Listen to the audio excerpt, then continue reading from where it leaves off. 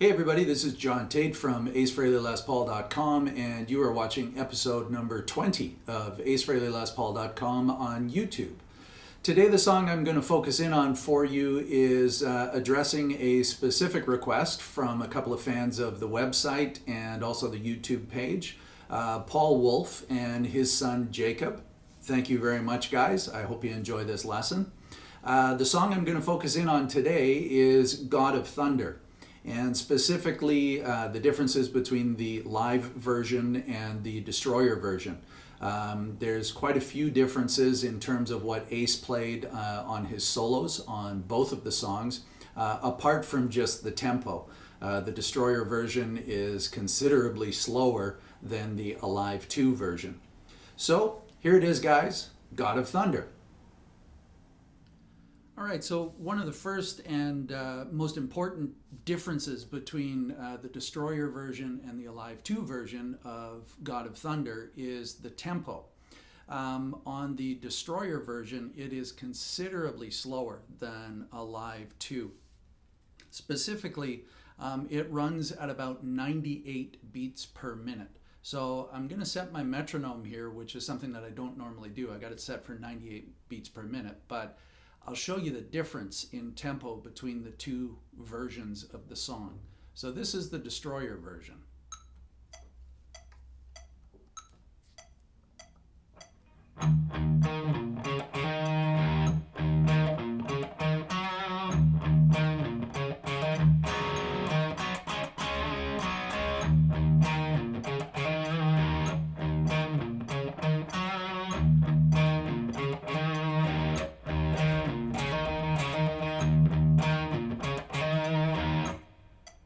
Okay, so that's the Destroyer version at 98 beats per minute.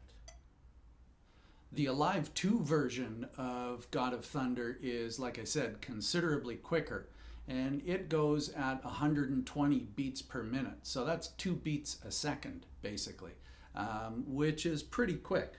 So I've set the metronome here for 120 so that you can hear the difference between what I just played, the Destroyer tempo, versus what I'm going to play, which is the Alive 2 tempo.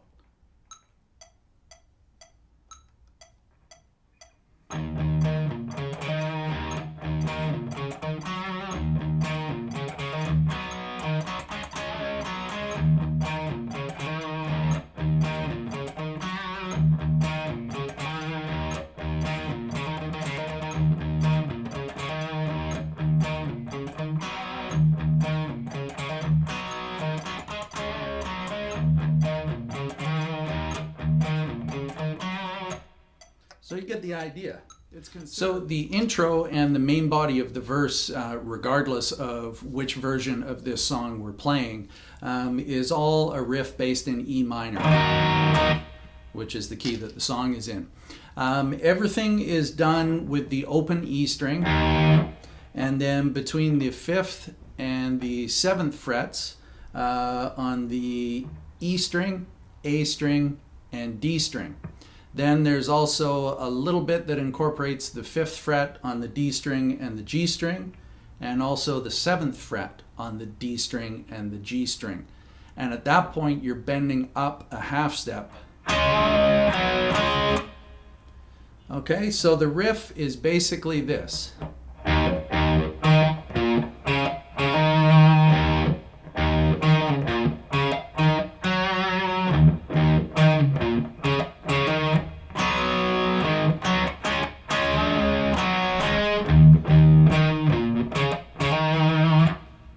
So 2 low E's, and then an octave E, B,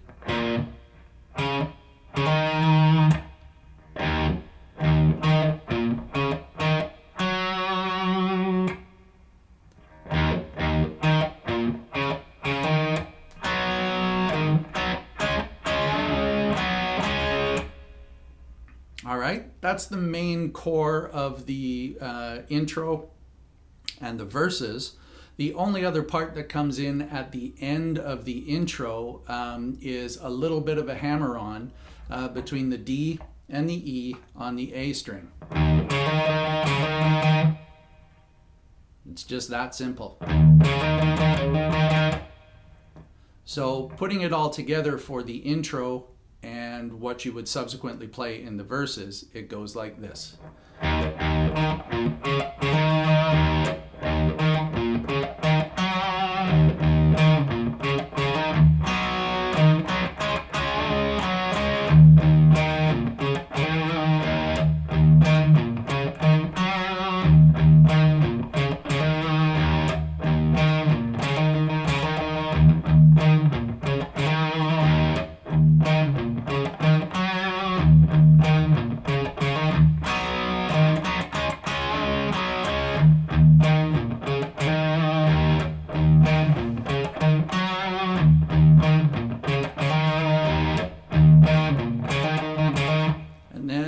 Chorus is C, G, D, E minor, C, E minor, A, B, C,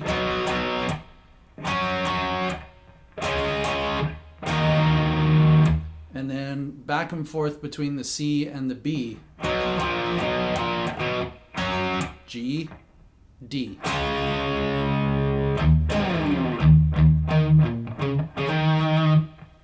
All right, so I'll play it at the Alive 2 tempo for the sake of saving some time here on the video. All right.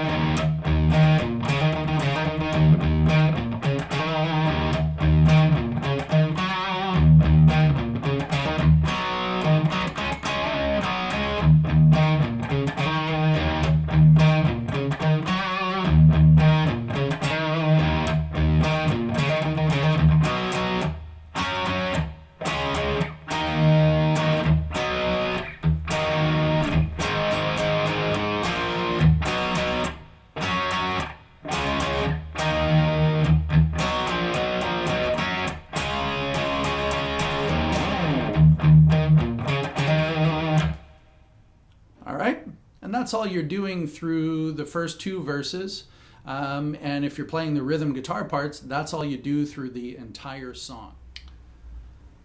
So guys, the best suggestion that I can give you for how to get the sounds that Ace got to emulate the solo on Destroyer, turn up your amp and your gain to the point where you can get some feedback. Unfortunately, that's something that I can't do here in my apartment.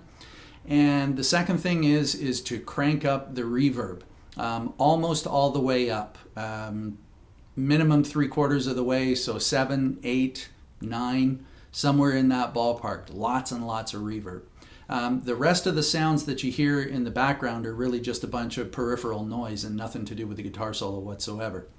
So where it starts is on the B flat, which is 6th fret on the E string, and then B, 7th fret, and then we're bending the D flat, which is the 9th fret, we're bending that up a half step.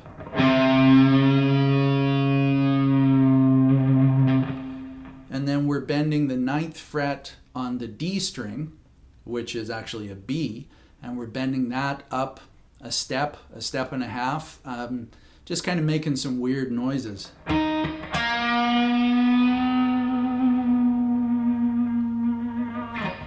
And then bending it back. Your next bend is on the 7th fret on the G string.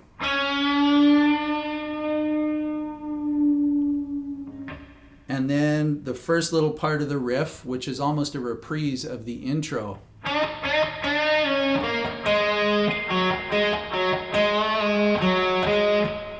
Okay.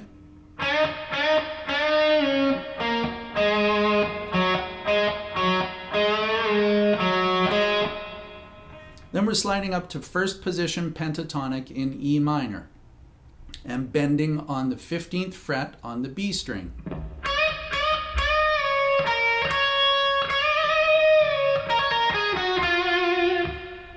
And when I do that little sort of really quick vibrato there that Ace does, I try and sort of let go of my neck, and I just kind of bounce the string in my finger.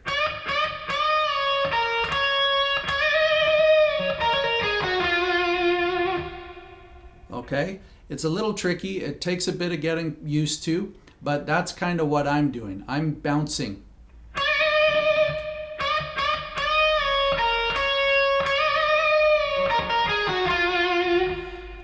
Then the last little riff in that solo is bending on the G string on the 14th fret, and your index finger is down here on the 12th fret on the B string, and you're going to be putting your ring finger over here onto the 15th fret on the B string. You do that 3 times, and then on the 4th time you do a hammer-on. Okay?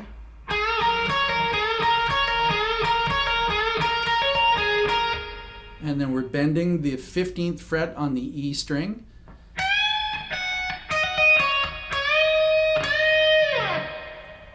All right, bending 15th fret on the E string, and then a hammer-on and a pull-off between the 15th fret and the 12th fret. And then 15th fret on the B string, and then a bend. All right, so that last little part is all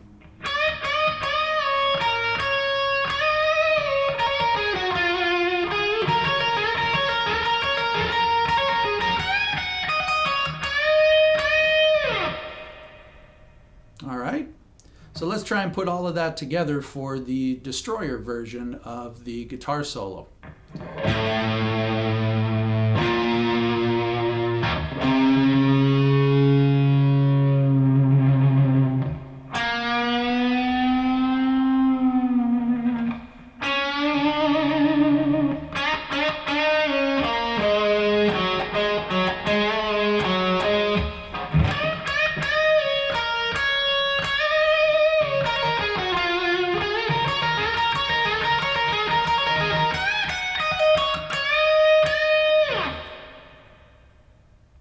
All right, and then you're back into the main riff of the song. All right, so that's the 2 version of the God of Thunder solo is very similar in where it starts, but then it really sort of departs from that, from what you heard with all the noises and the sound effects on the Destroyer record. So we start again on the B flat, and then B, and then we're bending the 7th fret on the G string, which is actually a D. I like to bend it down just because it gives me more control over the vibrato. It's up to you though. If you're more comfortable bending up, fine, so be it. Once again, it's one of those technique things and it doesn't really matter one way or the other. So I bend down.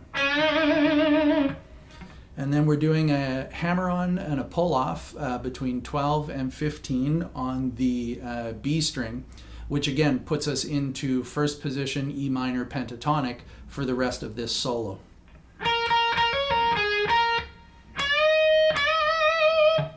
All right.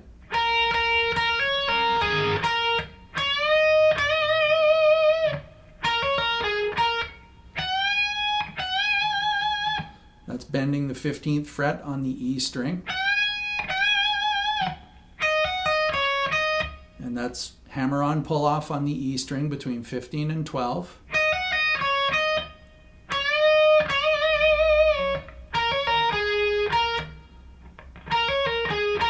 Same little thing. And then first position, bending the 14th fret on the G string and barring your index finger across the 12th fret on the B string and the E string twice.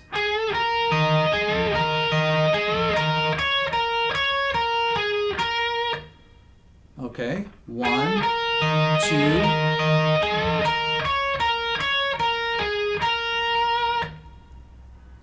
All right, so up till that point, we've got this.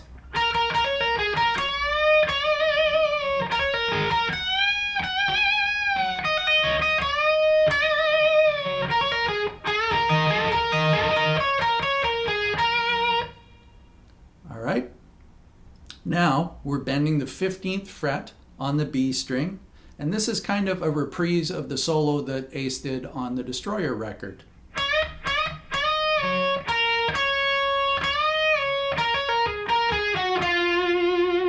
And we're ending on the B flat there, which is kind of neat, but that's what gives that guitar solo kind of its ghostly tone, if you will.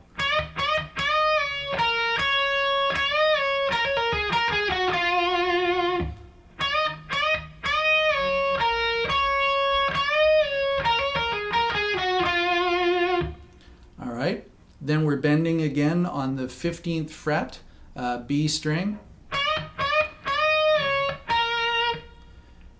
Simple. And then the rest of the run, that whole little outro run that you hear, is between 15, 14, and 12 on the E string, the B string, and the G string.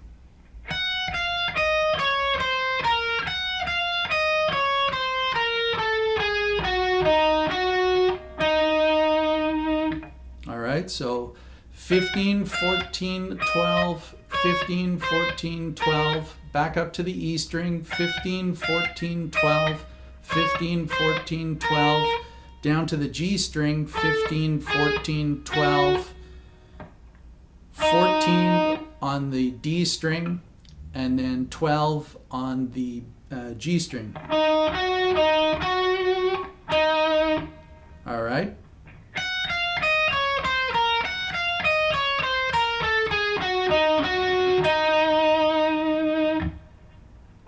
Okay.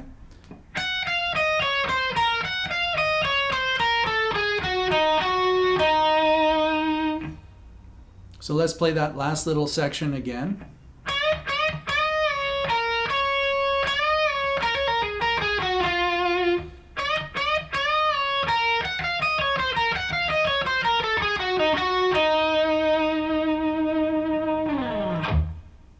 And then Peter begins with his drum solo. So I'll play the whole Alive 2 version a little bit closer to speed for you. I won't play it up to tempo because it gets kind of messy and kind of muddled, especially when I'm playing at a lower volume like this. But it'll give you the right idea anyway.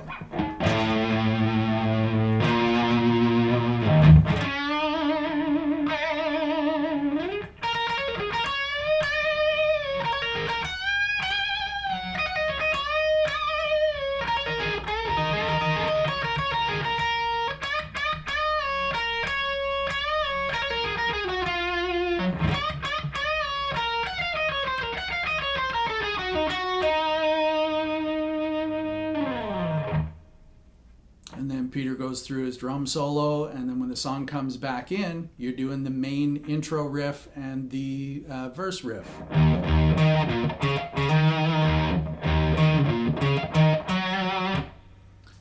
All right, I hope that helps you out, Paul and Jacob. I hope you guys really enjoyed that one. If you got any questions, feel free to fire away, and I'll do my best to answer them for you. Thanks a lot for watching, guys. We'll talk to you later.